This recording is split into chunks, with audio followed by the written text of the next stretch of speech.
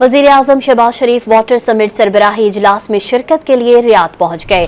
Riyadh के नायब governor शहजादा मोहम्मद बिन Abdurrahman ने वज़ीर-ए-आज़म का किंग खालिद इंटरनेशनल एयरपोर्ट पर इस्तकबाल किया। इस मौके पर पाकिस्तान के सफ़ीर अहमद फारूक, पाकिस्तानी और सऊदी आला हुकाम भी मौजूद थे। वज़ीर इत्तलात अताउल्लाह तारड़ और मुआविन खुसूसी तारिक फातमी भी हमरा थीं। इजलास फ्रांस, काज़ाकिस्तान और आलमी बैंक के इश्तराक से हो रहा है।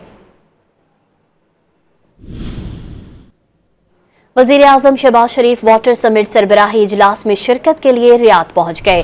रियाद के नायब गवर्नर शहजादा मोहम्मद बिन अब्दुर्रहमान ने वज़ीर-ए-आज़म का किंग खालिद इंटरनेशनल एयरपोर्ट पर इस्तकबाल किया। इस मौके पर पाकिस्तान के सफ़ीर अहमद फारूक, पाकिस्तानी और सऊदी आला हुकाम भी मौजूद थे। वज़ीर इत्तलात अताउल्लाह तारड़ और मुआविन खुसूसी तारिक फातमी भी हमरा थीं।